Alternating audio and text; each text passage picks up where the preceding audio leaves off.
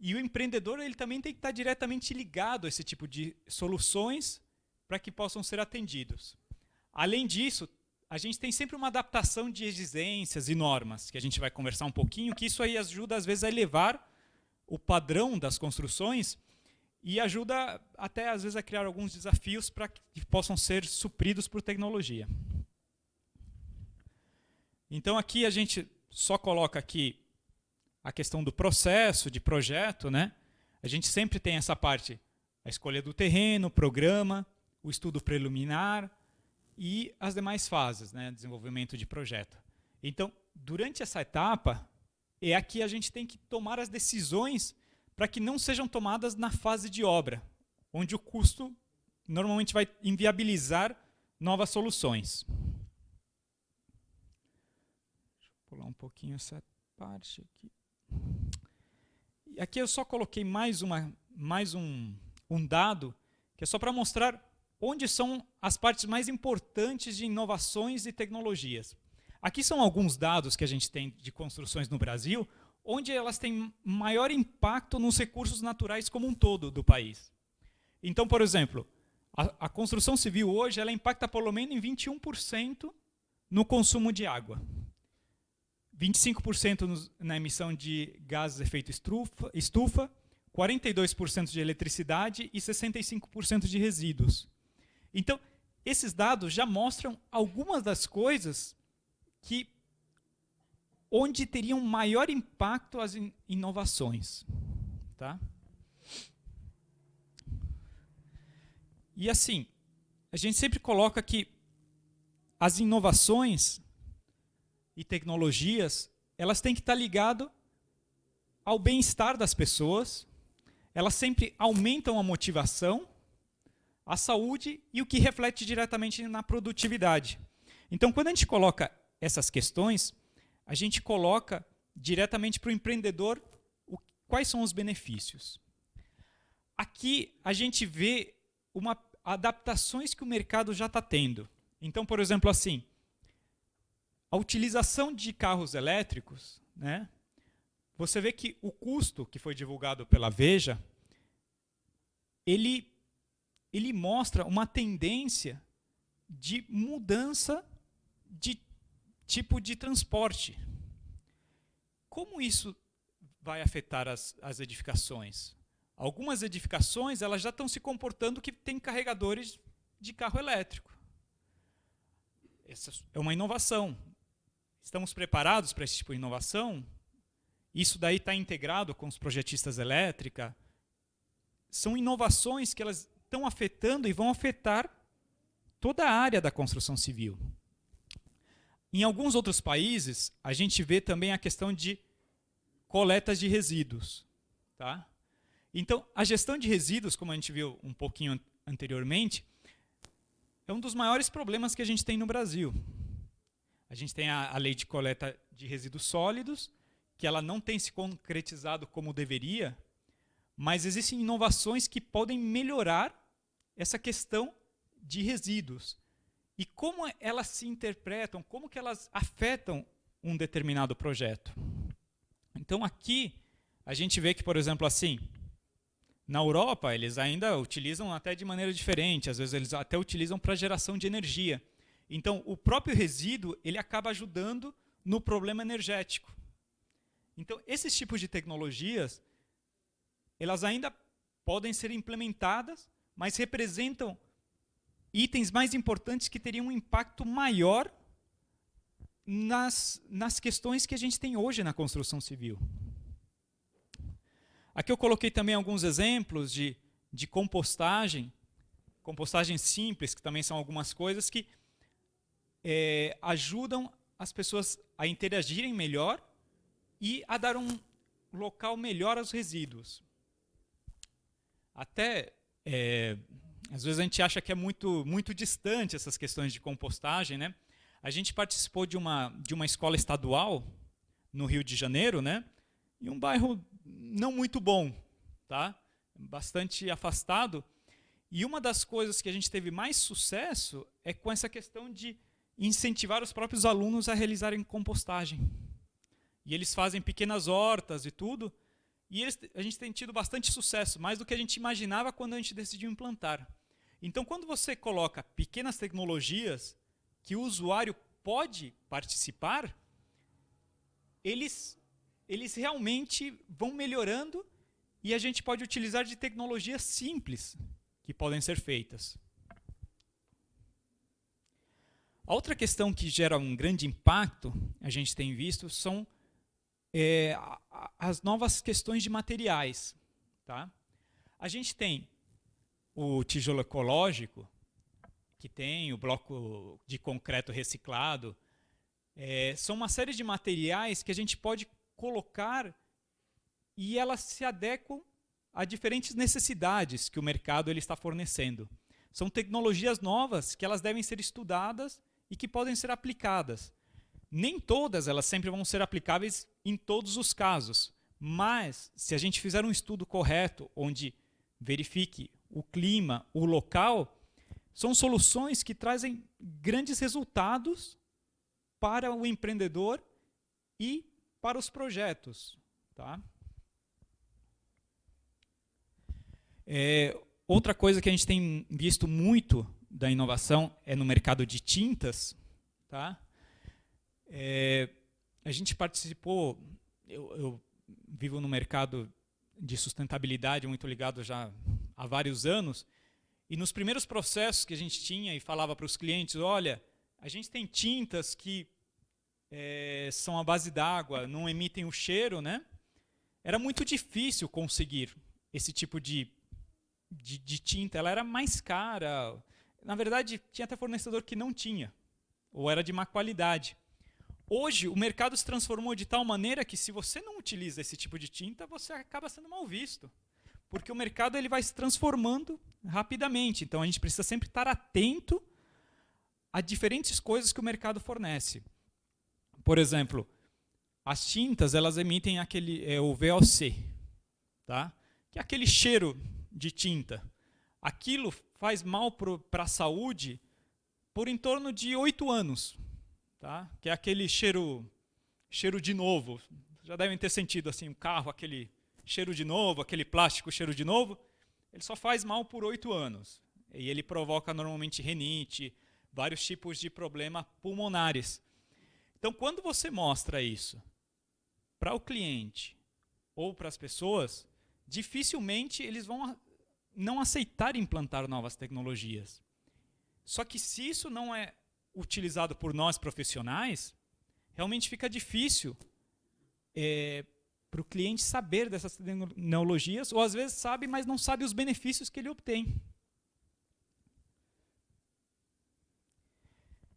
Outra questão que a gente tem mostrado mais, eu vou me atentar até um pouquinho mais depois, dentro das edificações, a gente tem até uma falta de inovações na questão de esquadrias, que isso aí interfere diretamente no conforto térmico e na iluminação natural das edificações. Com isso, acaba gerando mais consumo de energia e acaba piorando o próprio convívio dentro da edificação. Aqui tem algumas outras tecnologias também que a gente tem visto e que tem se adaptado para questões residenciais, que é para melhorar a iluminação natural. Esse daqui tem até uma marca famosa, né, que eles têm feito esse tipo de adaptações, onde ele tenta melhorar a própria iluminação natural dentro das residências. Esse tipo de tecnologia ele acaba beneficiando na questão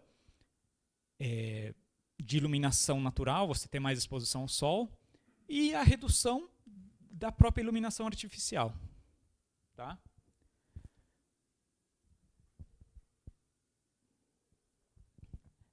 A gente até tem... Eu participei do Mackenzie, a gente até fez alguns desenvolvimentos dessa tecnologia que ela pudesse ser adaptada para prédios. Tá? Porque existem muitas soluções que às vezes são mais viáveis para casas e às vezes em prédios se tornam mais difíceis. Então a gente até criou alguns protótipos de como isso poderia afetar e quanto melhoraria numa edificação. Mas existem ainda várias áreas que elas podem ser desenvolvidas. Outras questões importantes quando a gente fala de tecnologia e de adaptação na arquitetura, elas estão bastante ligadas às questões de conforto, principalmente conforto térmico. Então, as tecnologias de ventilação, reaproveitamento dos próprios ventos da área externa, elas são bastante ligadas às questões tecnológicas. E uma decisão diferente do que a gente coloca afeta toda a edificação por muito tempo e não garante o resultado esperado inicialmente. Outras questões que a gente tem visto muito crescentes são as questões do aquecimento de água, da utilização de placas. A utilização de placas solares, hoje em dia, ela é bastante viável.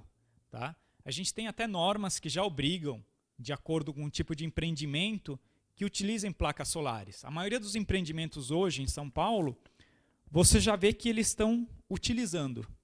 Se você falasse isso há 6 anos atrás, ninguém queria. Ninguém jamais queria, falava que era inviável e que não dava para fazer. Hoje a gente tem vários empreendedores, a Trisul, a Cirela, a Tarjab, todos utilizam, deixam espaço de infraestrutura de placas solares. Então, o que às vezes se torna, o que parece inviável de uma tecnologia em determinado período, rapidamente ela sofre alteração. Então, o que a gente falava, que há 6 anos a gente propunha isso, e não tinha nenhuma receptividade, hoje em dia, todos têm. Então, a gente sempre precisa estar atento a essa questão de tecnologia, porque, senão, a gente está trabalhando em projetos que já se tornam obsoletos quando nascem. Daqui a 2, 3 anos, quando o empreendimento fica pronto, você já tem um prédio que está obsoleto em relação a outros.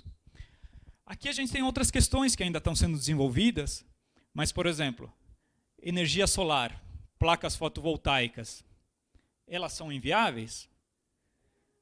Hoje em dia, o custo delas tem caído tanto que a gente consegue ter um payback de 6 anos, mais ou menos. Onde o cliente ele consegue ter o retorno em 6 anos. Há 10 anos atrás, eu tentava vender para um cliente que ele colocasse placa fotovoltaica com retorno de 30 anos. Que era totalmente inviável. Na verdade, o retorno já se dava quando a placa já não servia. Ele já tinha que comprar outra. Mas hoje em dia, 6 anos já se torna uma coisa muito viável, porque o custo nos últimos 2 anos caiu vertiginosamente. O preço delas caiu muito. E a adequação das normas também tem ajudado. Hoje a gente consegue já vender energia para a concessionária. Então, esse mercado ele vai se adequando muito rápido. E os projetos precisam acompanhar isso, senão a gente fica com questões obsoletas. Ou o cliente ele vai ter um prédio que já está velho, quando ele acaba de inaugurar. Aqui eu só coloquei algumas questões também de placas solares, tá? Que esse mercado já tem se feito. Aqui eu só queria mostrar um protótipo de algumas coisas que tem se adaptado, né? Por exemplo, assim, a mesma questão, tinha um grupo de faculdade que estava propondo fazer um brise, tá? Que ajuda na questão térmica, e que esse brise conseguisse aquecer a água de uma determinada de um determinado apartamento. Então, ele teria a função estética, mas também de melhorar o conforto interno e de produzir energia. Aqui a gente tem um outro projeto da UFRJ, né, onde eles fizeram a implantação de uma caixa d'água que capta energia, aquece, serve de proteção para a pessoa que lava a roupa e ajuda no aquecimento de água, fazendo tudo isso em um só processo. Aqui é a implantação dele. Você vê que ele capta energia solar, faz o aquecimento de água e distribui para casa. E qual o impacto disso, por exemplo? Se a gente olha uma residência que não tem ar-condicionado, a conta de energia dela elétrica, 40% é o chuveiro elétrico. Então, essa solução, por si só, vai fazer a redução da conta elétrica dessa família em 40%, fora o que ela consiga captar com energia fotovoltaica. Então, essa utilização de energia, de tecnologias, em forma simples e que podem se adequar a qualquer lugar. Agora, eu gostaria de mostrar também algumas questões, como a gente faz essa análise. Uma das coisas mais importantes que a gente vê é assim, os fornecedores de novas tecnologias, de tudo, eles sempre te vendem como se o produto deles fosse o melhor de todos. E talvez até seja. Só que a grande dificuldade que a gente tem como arquitetos e engenheiros é entender qual a quantificação, o quanto de fato aquilo vai ter impacto. Por exemplo, a gente já viu com alguns fornecedores, vocês já devem ter visto aqueles das tintas brancas que fazem nanotecnologia no telhado, e que ele fala, olha, vamos baixar, eles me apresentaram um estudo onde eles falavam, não, a gente conseguiu reduzir 21 graus. Eu falei, poxa, muito bom, 21 graus só com uma tinta? Até eu quero essa. Mas quando você analisa o estudo deles, o estudo se baseava em um local específico, com uma construção, era uma casinha pequena que não se adequava. Aquilo não ia se produzir na maioria dos empreendimentos. Então você nunca ia fazer. Apesar de eles te venderem uma solução com isso, ela era impossível. E o cliente ele vai ficar chateado se o fornecedor dele fala, olha, você vai reduzir 20 graus e depois não acontece. Só que com uma análise simples você consegue verificar que aquilo era impossível. Então, muitas vezes, algumas coisas tecnológicas acabam não tendo o impacto desejado. Por isso que a gente costuma fazer uma análise com uma simulação computacional. Tá? Essa análise que a gente faz de simulação computacional, talvez vocês conheçam, a gente utiliza o software Energy Plus, ela ajuda muito em verificar se o material ele vai se comportar conforme a gente acreditava para aquela determinada região. Nesse estudo, a gente leva em consideração todas as características do prédio, como equipamentos, roupas das pessoas, os horários de funcionamento, clima da região e a envoltória do próprio prédio. Tá? Iluminação artificial e sistemas de ar-condicionado. E aqui a gente tenta quebrar sempre esse paradigma. Acho que eu tinha até conversado um pouquinho da questão de projetos, né? A gente tem muito isso hoje na construção civil, onde o arquiteto trabalha de um lado, o engenheiro de instalações de outro, e a pessoa que executa de outro, sem nenhum se conversar e nenhum entender o que cada um está tentando implementar. Então, a grande questão é você tentar integrar isso. Então, ver se a solução de ar-condicionado ela está correta ou se os vidros de arquitetura estão superdimensionados. Se o vidro que a arquitetura está determinando, ele é correto para aquele tipo de empreendimento. Então, quando a gente faz essa análise, a gente sabe que a envoltória, o entorno do prédio, ele vai ter impacto direto na ventilação, no aquecimento e resfriamento e na iluminação do prédio. Então, a gente às vezes acaba olhando isso de maneira separada. A iluminação artificial não tem nada a ver com a envoltória. Claro que tem. Se você tem mais vidro, você vai precisar menos iluminação. Porém, se você tem mais vidro, vai afetar a parte de aquecimento e resfriamento. E como se vai dar a ventilação? Como que a gente vai juntar esse tipo de tecnologia? E aí tem a interferência direta com a parte de materiais, com a orientação da edificação e com a implantação. Todas essas questões, elas afetam. E a gente tem algumas coisas novas no mercado, que são as próprias normas, que elas também têm se adaptado. Então, algumas normas, elas já te prevêem isso. A gente tem a questão de etiquetagem brasileira, né? O Procel. O Procel ele tem crescido bastante, tem se tornado obrigatório para algumas obras públicas. A gente tem a norma de desempenho, tá? As regulamentações de edificações e a regulamentação de energias para residências. Essas normas elas têm impactado no mercado de uma maneira bem grande, principalmente a norma de desempenho. A norma de desempenho ela tem cobrado dos projetistas, hoje, que você tenha tecnologias para atender determinados limites que você não tinha antes. E com isso o mercado está tendo que se adequar às coisas, adequar a melhores tecnologias e práticas. Eu queria apresentar para vocês alguns estudos de caso que mostram como soluções novas a gente precisa verificar se elas vão atender o que a gente de fato quer. Esse é um estudo que a gente fez para o Centro Cultural Oi Futuro, que fica no Rio de Janeiro. Tá? A gente realizou todo esse estudo verificando o clima e quais são as coisas que deveriam ter mais impacto nessa edificação e quais tecnologias a gente poderia utilizar.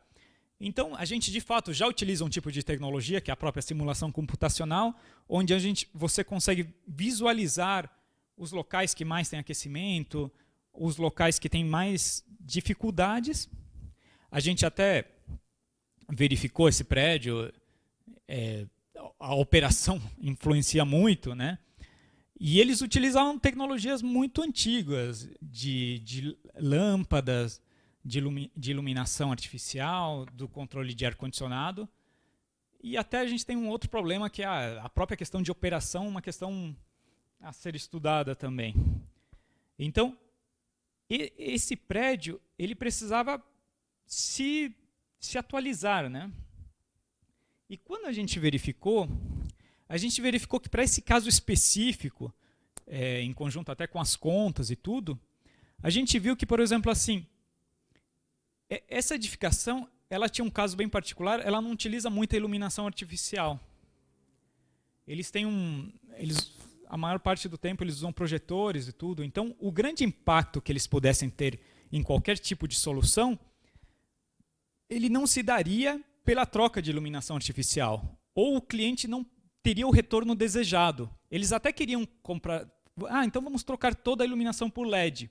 Só que para esse caso específico, eles até poderiam trocar, só que eles não teriam o resultado esperado. Eles poderiam fazer até se eles quisessem, mas o resultado deles, que eles queriam reduzir o consumo, ia impactar em 4%. Não ia ser muito grande nesse custo específico. Agora, tinham outros custos que impactariam muito mais. A gente até fez algumas questões onde mostrava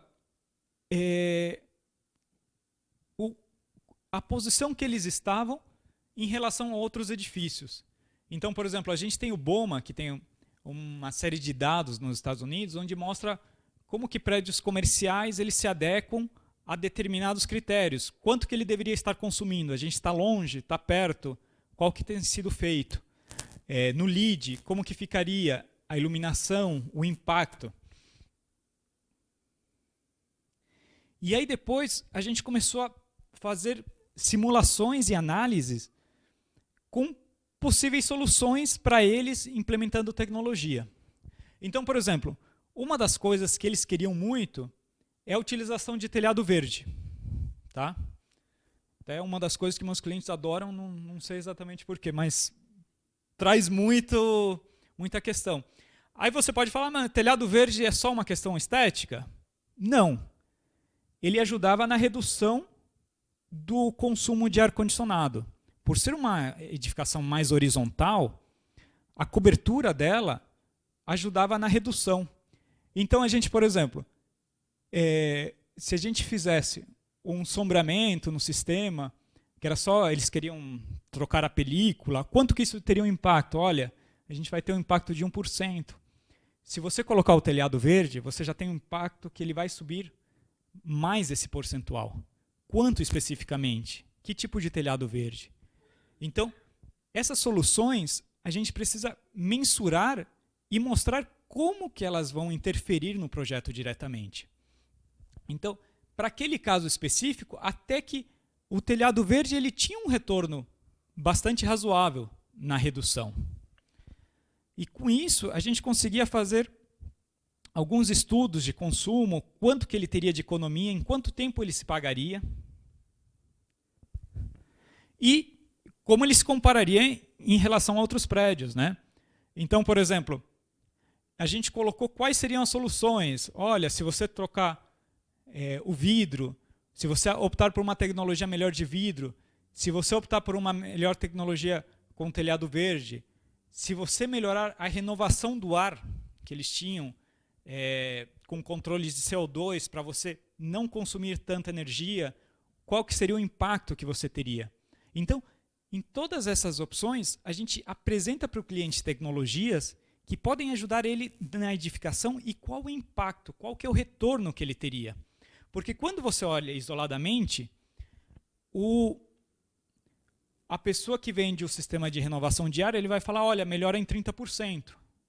O do iluminação artificial fala, olha, melhora em 50%. O ar-condicionado, se você trocar, vai melhorar 60%. Às vezes o cliente soma e fala, nossa, meu prédio já melhorou em 180%. Nem consumo vai ter mais.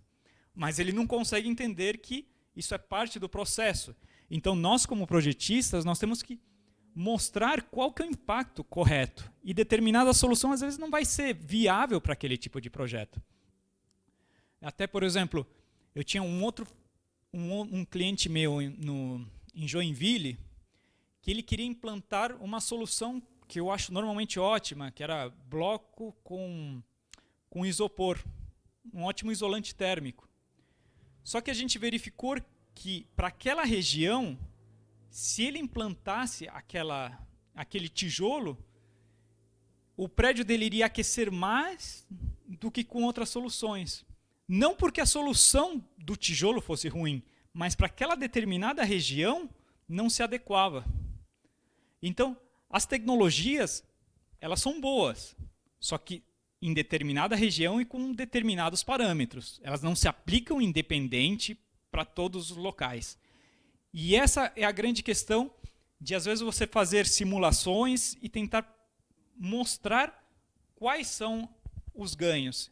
Então, por exemplo, aqui para esse cliente, a gente mostrou para ele quais seriam os ganhos, quanto que ele conseguiria reduzir em cada um, e quanto ele poderia ter nos equipamentos. Uma outra questão que a gente viu, um edifício comercial, né? Ele também estava querendo trabalhar essa questão de envoltória. Ele estava querendo propor esse tipo de fechamentos, tá? Qual que é a geometria quais eram os furos que teriam essa implementação? E a gente verificou, por exemplo, assim, tá bom, vamos supor que você não tivesse ar-condicionado nessa edificação. O quanto, de fato, sua envoltória estaria melhorando o prédio.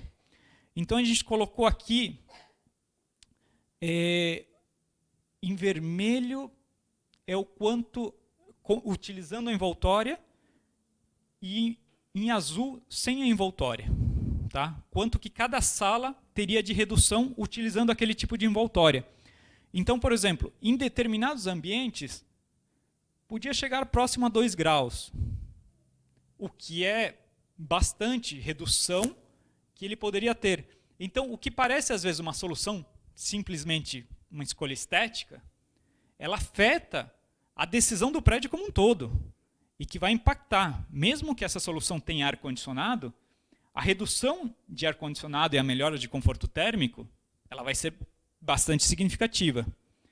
Agora, também você tem uma questão que você piora a iluminação artificial com a utilização daquela fachada.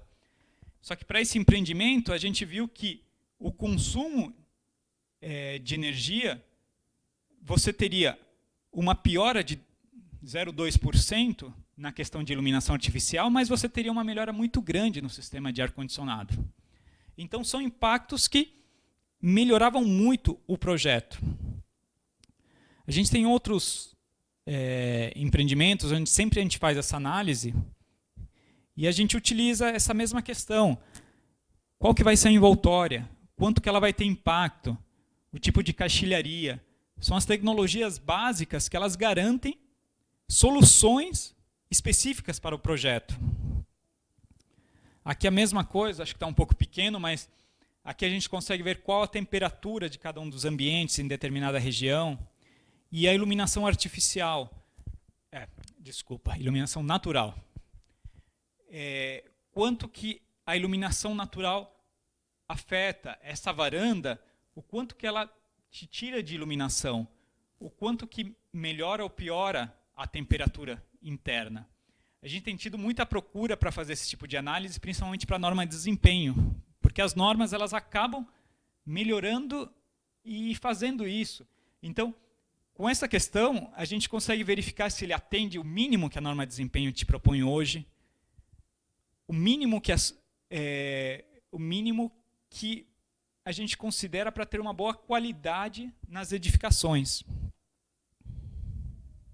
Tá? Então, aqui é só uma amostra de algumas coisas que a gente faz e como a gente consegue desenvolver e verificar se as tecnologias elas atendem. Então, por exemplo, aqui a gente tem o consumo anual de uma edificação residencial. Quanto que vai significar se eles utilizam placas solares? O quanto que isso aí vai melhorar durante a operação? O que está sendo previsto nesses tipos de edificações? O quanto os materiais estão impactando de fato? E aqui a gente coloca sempre parte das análises. Tá?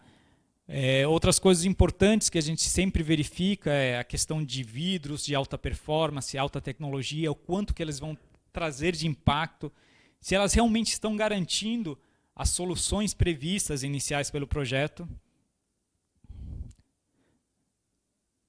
E que ele seja um projeto eficiente e que traga essas inovações. Então, acho que seria isso. Queria deixar o tempo aberto para perguntas, se tiverem, e obrigado.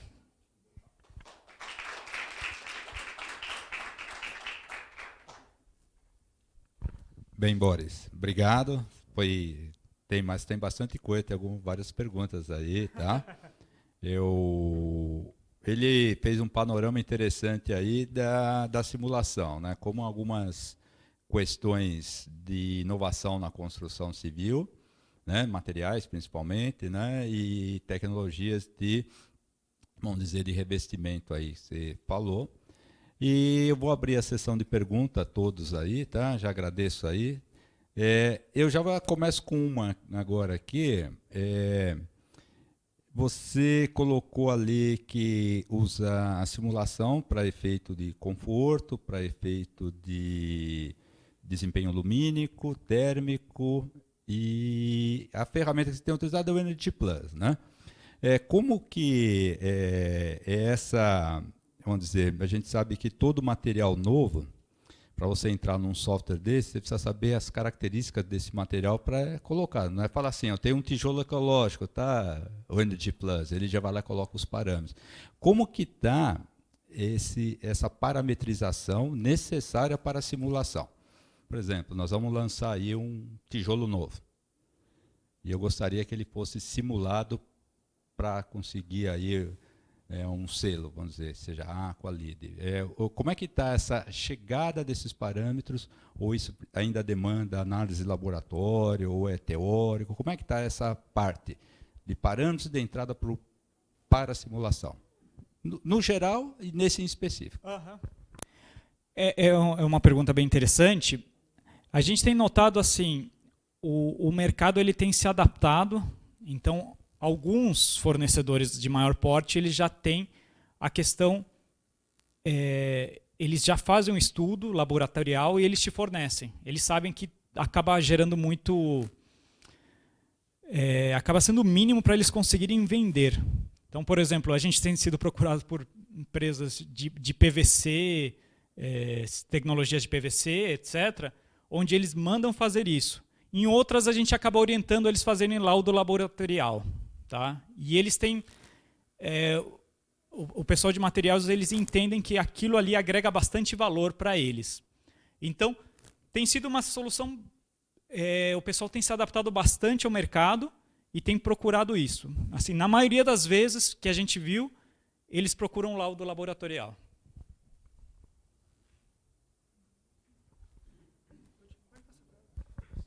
Boa noite, meu nome é Juliano. Primeiro, parabéns aí. Eu tinha uma série de perguntas e você foi respondendo ao longo da palestra. O que eu queria te perguntar aqui, eu sou engenheiro mecânico, eu não tenho muita afinidade com a área de...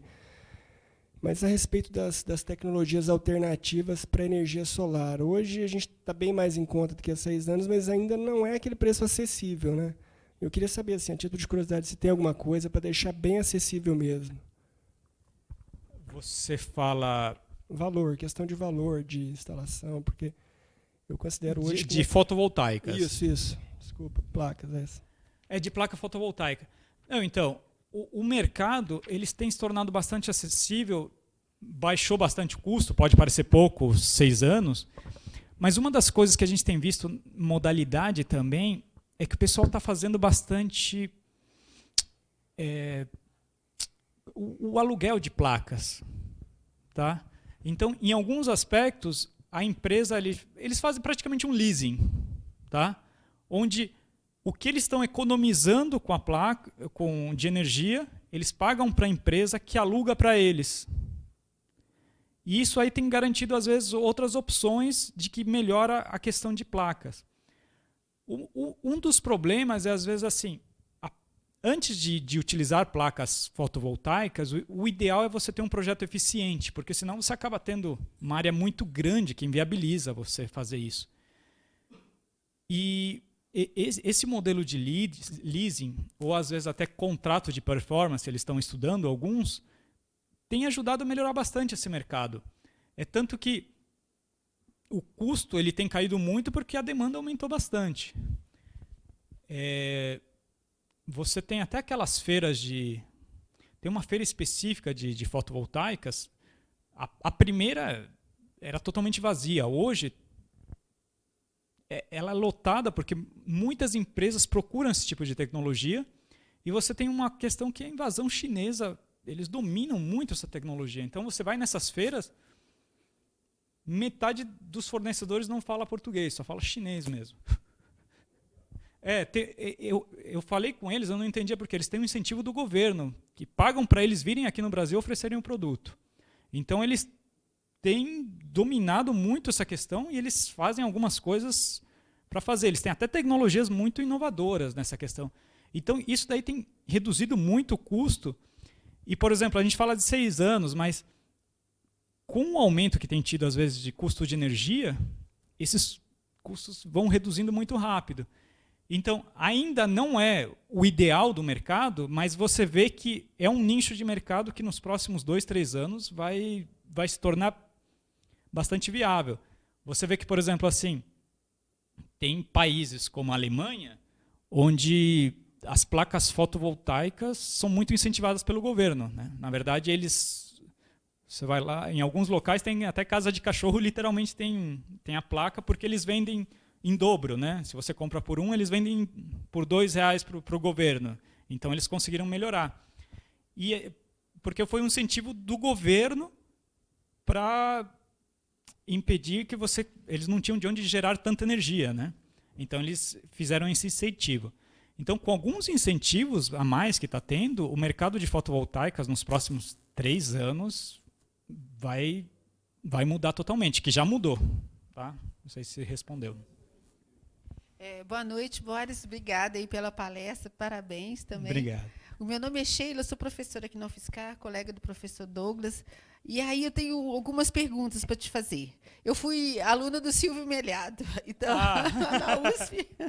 Gostei de ver aquela figura do ciclo, né? Ele mesmo trabalhou com a gente, depois a questão da quebra do paradigma, do pessoal trabalhar junto, né? Eu trabalho muito com a Ana Rocha. Eu fui colega dela, sempre. Você manda depois um abraço para ela lá.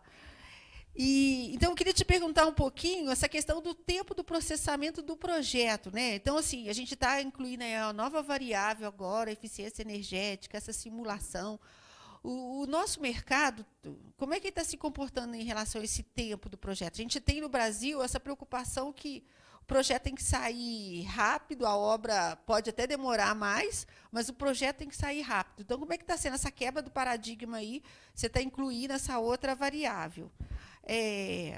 O Douglas comentou a questão, então, da novidade do fornecedor, né?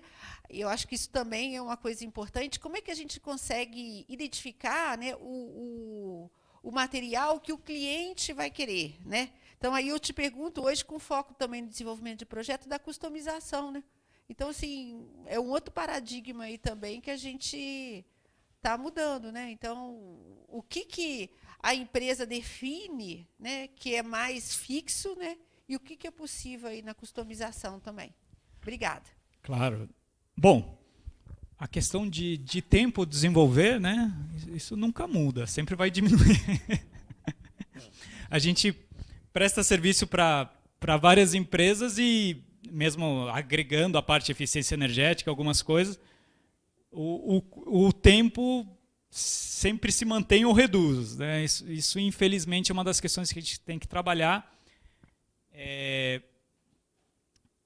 O que a gente nota quando a gente implementa para vários tipos de empresas, essas de maior porte, a Trisul, a Cirela, a gente tem mostrado que um dos problemas que a gente enfrenta hoje é a questão que, às vezes, as soluções são pensadas um pouco depois do estudo de viabilidade, então já chega um projeto mais fechado. E eles veem que eles acabam tendo problemas, às vezes para atender a norma de desempenho, iluminação natural, acaba tendo seus próprios problemas. Então, essa questão acaba... Eles já começam a perceber que às vezes precisa mais tempo, eles precisam ter uma melhor resposta, então o mercado ele vai se adequando. Ele não acontece no tempo que a gente imagina, mas o mercado ele vai sofrendo essa adequação. Agora, claro, essas empresas maiores você tem é um pouco mais fácil, porque eles entendem a importância da engenharia. Agora, quando você trabalha com escritórios menos estruturados, eles acabam tendo uma dificuldade maior. Tá? E a sua segunda pergunta era sobre otimização, customização, mas você fala mais na questão de projeto ou não? Então, é mais para aplicar em projetos? Ou...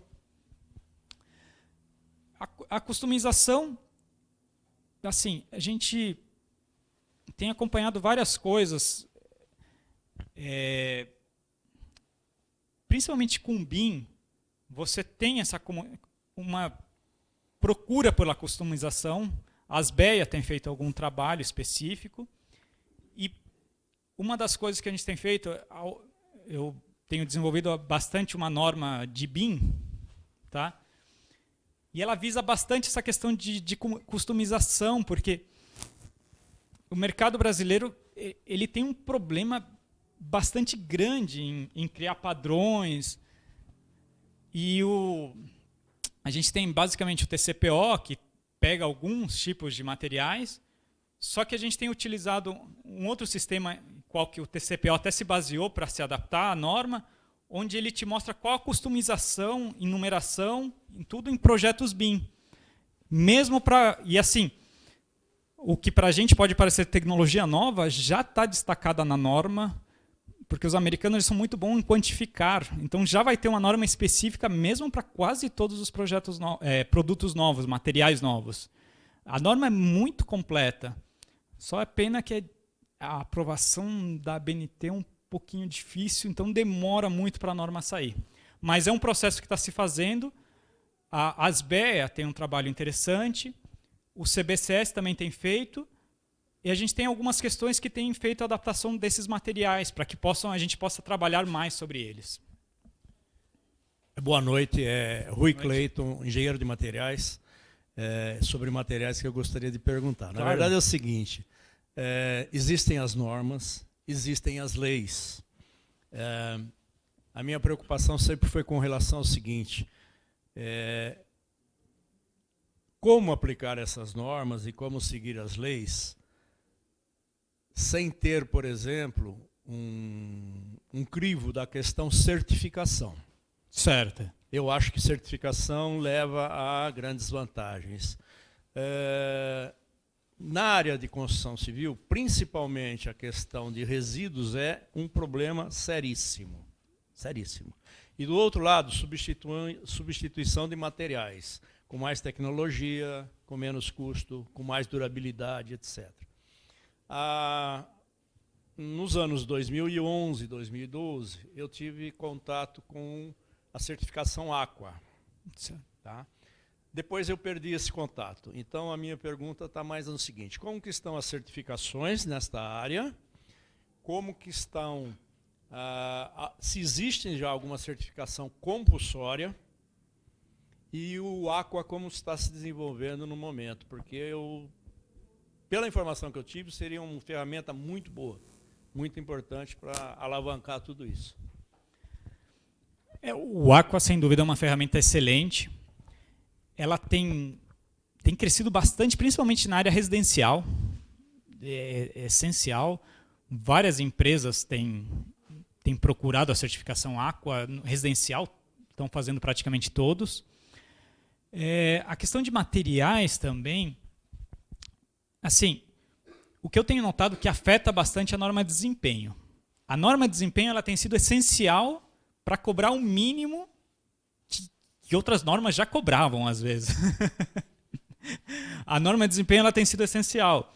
Então, por exemplo, soluções que parecem... A gente sempre... Poxa, às vezes, soluções de cobertura. Tá? Pô, os materiais... você fazer uma laje plana, impermeabilizada, preta, ela já não atendia a norma. Já não atendia a norma. Hoje a norma de desempenho deixa mais claro, mas já tinha 15.220 que ela não atendia, que é a norma bioclimática.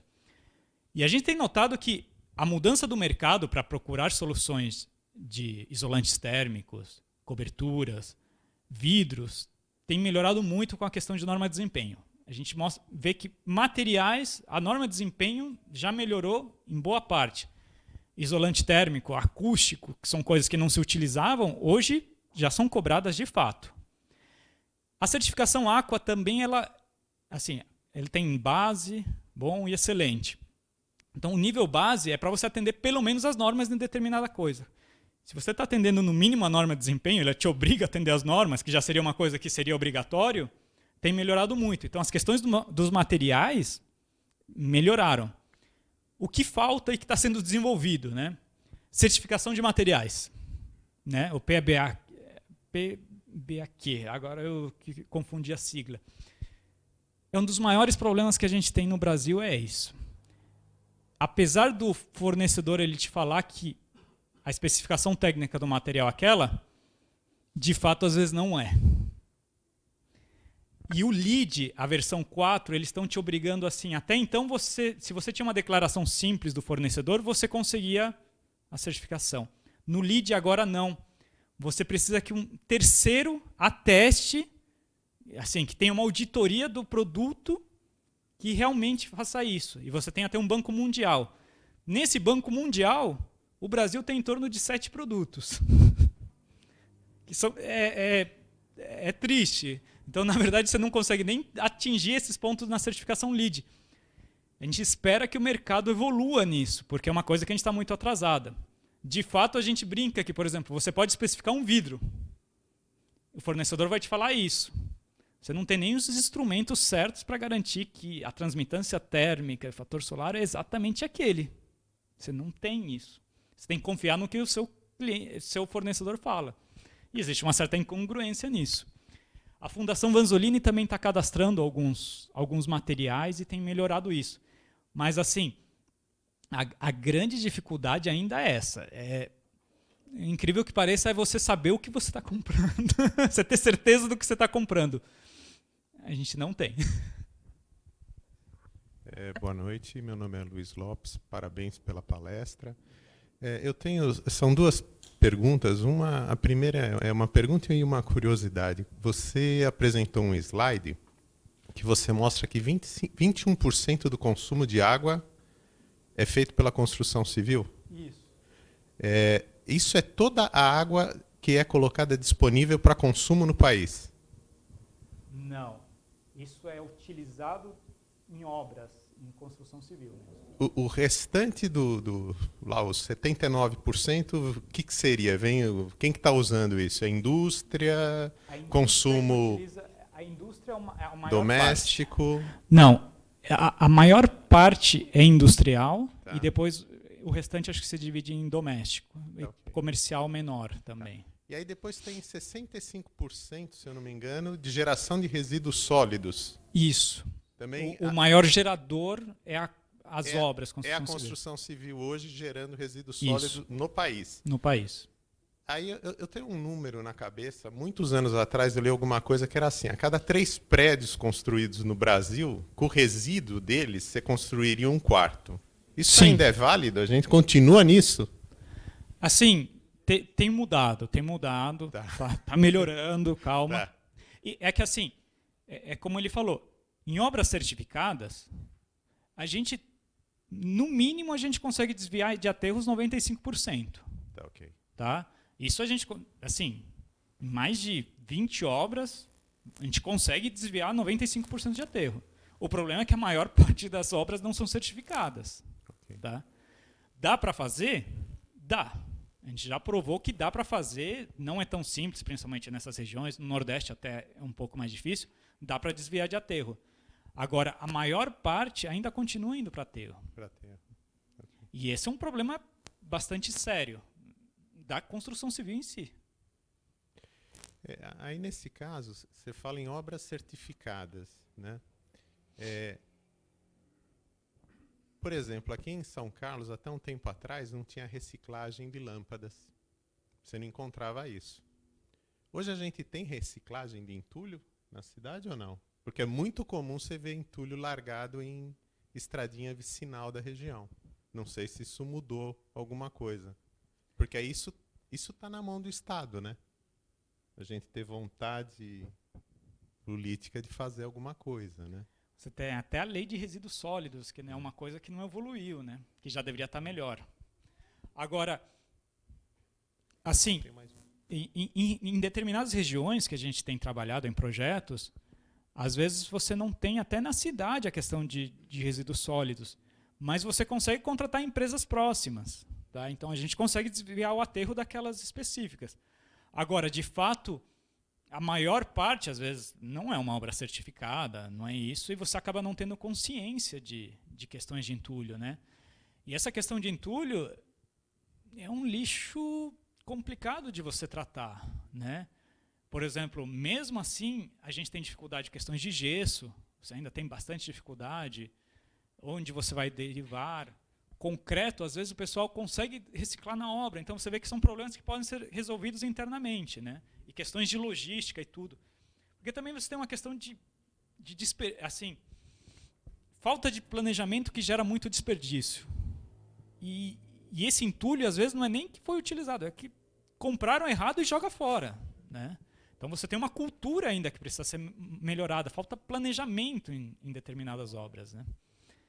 São questões ainda culturais que precisam ser modificadas. A gente tem conseguido mudar em construtoras grandes. Elas já se adequaram, sabem que tem que fazer aquilo e já se acostumam. Agora, você chega em uma cidade nova, eles começam a colocar muito empecilho, como que aquilo não dá, vai sair muito caro, não sei o quê. E depois de um processo, eles veem que não sai. A minha segunda pergunta é a respeito desse programa Energy Plus. Ele é da Federal de Santa Catarina? Não. Ele é do Departamento de Energia dos Estados Unidos. Ah, tá, Tá. ok. E ele é público, então? Ele é público, E free? free. Tá, ok. Tá? Porque, se eu não me engano, a UFSC fez alguma coisa nessa linha, não... O que acontece é assim, o Energy Plus é um saco para mexer. Ele é um software paramétrico. Ele inicialmente ele é desenvolvido para cientistas, né? Então a grande dificuldade é que você não consegue visualizar o que você faz, tá? Então a gente, por exemplo, a gente utiliza um plugin que é um software da Inglaterra, o Design Builder, onde você consegue visualizar, o que ajuda muito. A UFRJ, eles desenvolveram um parâmetro que serve para prédios comerciais, só para o pavimento tipo, onde você coloca os parâmetros e te faz uma simulação simplificada. Tá? Ele é muito bom para resultados rápidos, só que ele só pega o pavimento tipo, normalmente. O Energy Plus ele funciona para todos. Tá? Os Estados Unidos, eu não tenho o número agora, mas eles gastam muito dinheiro no desenvolvimento desse software, eles vão atualizando periodicamente, dados climáticos, etc. Isso é uma coisa, aí é o final. Tá? Claro, claro. Qual que é a base numérica dele? O que é CFD? O que eles usam para a parte de simulação? Você tem noção? Não é solução analítica, né? Deve ser O monitor. Esse Energy Plus, O motor, acho que é IDF. Obrigado, Luiz. Agora, acho que essa daí você me pegou. Não sei exatamente o motor. Mas ele cruza os dados. Não, assim, depende muito do tipo de edificação. A gente faz algumas que às vezes fica 12 horas simulando. O Energy Plus usa um conjunto de equações internas lá, viu? Não só de Fluid Dynamics, ele usa vários conjuntos, né? E aí ele fica, quando você faz uma paredinha é rápida. Quando você faz um andar pequeno, mas quando você pega 10, 12 pavimentos, todo, por isso que a gente é um software paramétrico, então para cada aquele parâmetro entra numa equação que compõe a outra, então uma matriz de equações, provavelmente matricial, uma análise matricial de equações, e é paramétrico, né? Um parâmetro resulta na resposta do outro, que por sua vez volta para a entrada do primeiro, depois vai para o segundo, ele fica acertando.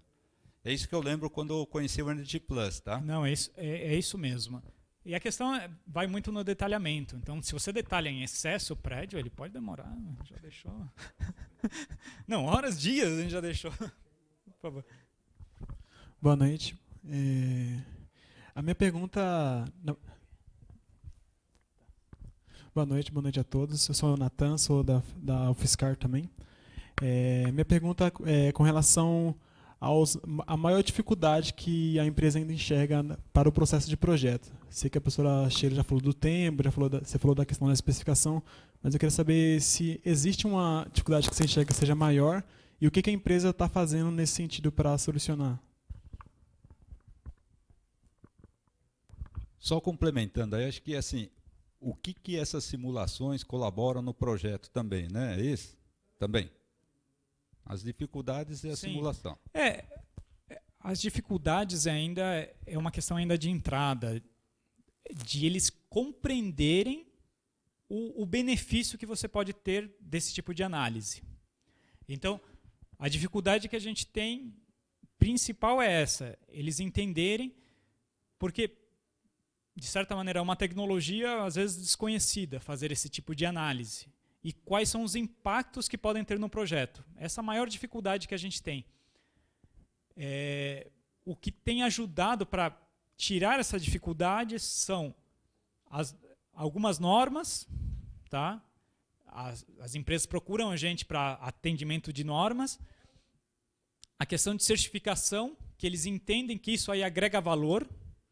E, às vezes, o próprio mercado que pede que a edificação tenha isso. Então, por exemplo, às vezes você pode falar, olha, qual é o grande impacto que tem a redução de energia? Tem prédios, hoje em dia, comerciais, que são inviáveis se eles não têm um condomínio baixo.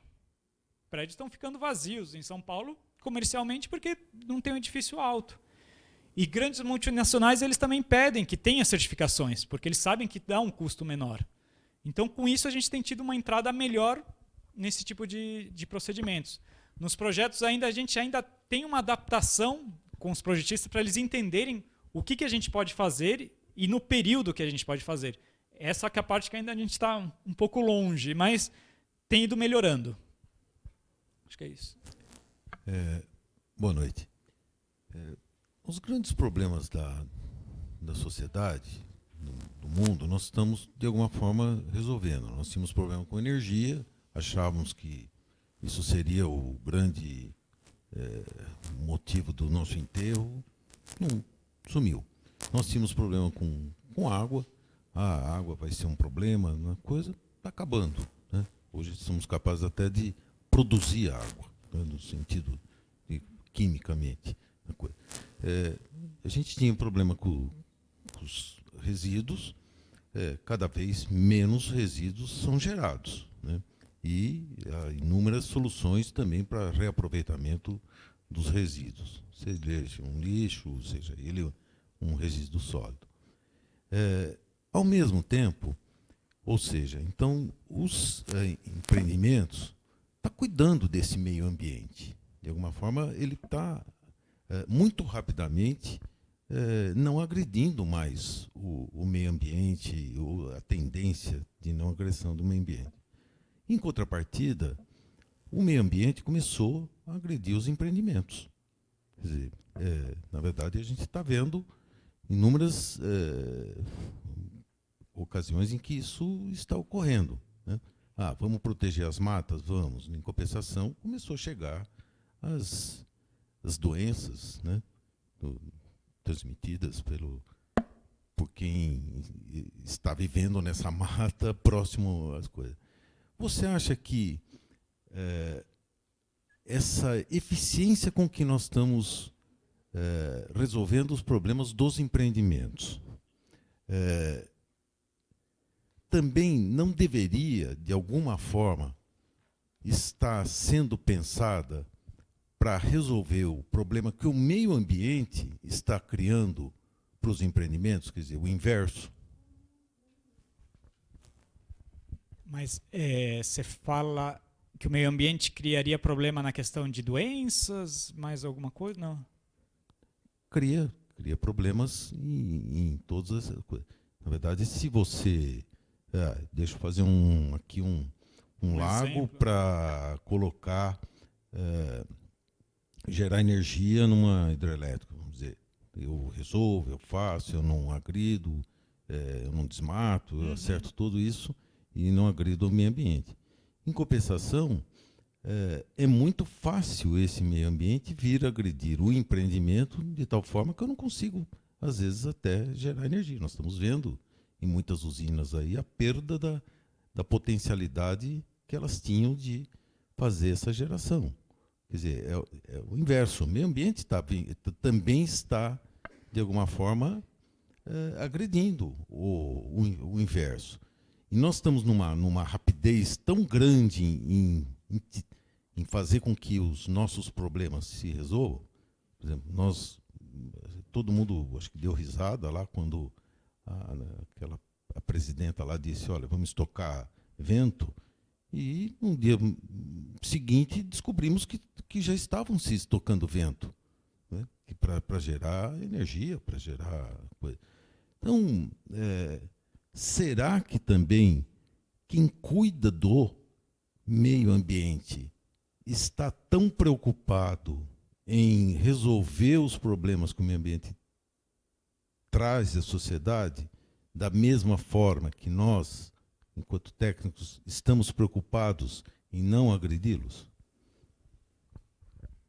É uma questão até bem interessante. Talvez eu nunca tenha me aprofundado tanto na questão inversa.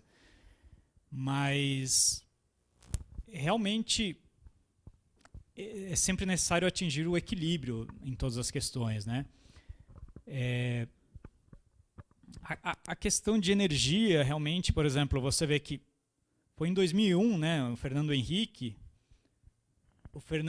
ele teve que fazer o racionamento de energia porque a gente estava tendo problemas energéticos sérios. A partir disso, a gente foi criado o Procel para os equipamentos, onde você, pela primeira vez, você conseguia saber quanto consumia um equipamento, né? Até então, eles não tinham nem programação, você não sabia nem quanto que consumia. Então a gente conseguiu verificar isso para tornar mais eficiente. Agora, acredito que talvez a gente possa verificar melhores maneiras também em relação ao meio ambiente, como as edificações vão se comportar. Acho que é uma questão que ainda precisa se aprofundar melhor. Bem, pessoal, tem mais um aqui que ela esqueceu uma pergunta, ia falar, da professora. Então, como a gente é professor, né, então eu fico preocupada assim, com a formação dos nossos alunos. A gente tem esses conteúdos, assim, o professor Douglas, a gente tem o professor Érico lá agora, que trabalha com isso. O primeiro professor dessa cadeira de conforto que a gente teve foi o professor Maurício Roriz, depois veio a professora Léa, hoje a gente está com o professor Érico. Então, a gente tem procurado introduzir para os alunos esses conceitos da eficiência energética, do projeto, Mas, Boris, o que você vê hoje como conteúdo importante para os novos profissionais que vão estar saindo aí no mercado para se preparar para trabalhar com esses novos requisitos aí de projeto? E uma outra coisa, agora eu também sou representante da universidade no CREA, o professor Douglas já foi também, e a gente tem acompanhado CREA e CAL, a gente dá cursos também para arquitetos. Essa competência nova tem virado registro profissional, a responsabilidade profissional? O mercado está pedindo isso? Como é que está? RT, RRT? Não, sim. A gente, sempre que fornece os estudos, eles pedem RRT, o mercado ele já pede. É uma questão básica. De contrato, eles já te pedem a RRT ou RT. No mercado, acho que já não tem mais ninguém que não me peça. Até porque, por exemplo, assim, você vê que a questão de iluminação natural e da norma de desempenho, você tem um segundo aspecto, né? Que a Caixa Econômica está cobrando, né? Então, projetos que queiram conseguir o crédito da Caixa têm que apresentar o estudo e têm que apresentar a RT. Então, é impossível você fugir disso. Impossível. A questão de formação é uma questão bastante importante que, na verdade, assim, acho que algumas faculdades eles acabam, eu não conheço tanto a de vocês, mas em algumas que até que eu frequentei, você acaba tendo problema de... essa é uma área que ajuda muito você ter o desenvolvimento de softwares atuais. Alguns softwares têm custos, o que acaba inviabilizando para a faculdade, e produção de computadores bons. Então, até o FRJ, eles tinham desenvolvido esse outro software, que eu comentei com vocês, eles utilizam aquela questão de... É como compartilhamento, né? Que você utiliza processadores de computadores que estão ociosos para poder gerar o seu processo. Essa é uma solução bastante interessante que eles conseguiram, porque às vezes você não tem os computadores mais atuais. Isso aí também ajuda muito na questão, né? E essa questão de adaptação, né? E o conhecimento de softwares, por exemplo, o próprio BIM tem sistemas já mais simples que você tem, a Autodesk desenvolveu alguns outros softwares que ajudam nessas questões e que poderiam estar sendo melhor utilizados por professores. Mas a grande dificuldade, às vezes, até o tempo, nunca se dá o tempo para os professores poderem se atualizar, né? Eles já têm que saber magicamente. Então, são dois problemas que você acaba tendo. A própria tecnologia na faculdade, o espaço que dão para o professor se atualizar. Acho que esses dois seriam as principais coisas. Bem, pessoal, dado aqui o nosso avançado, eu gostaria de agradecer imensamente aqui ao Boris, né? E, dada a sua apresentação, Boris, por gentileza.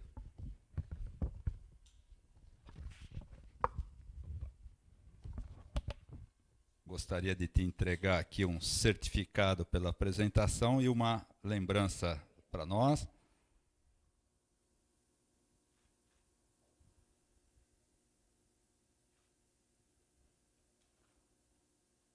Não ficou bonito.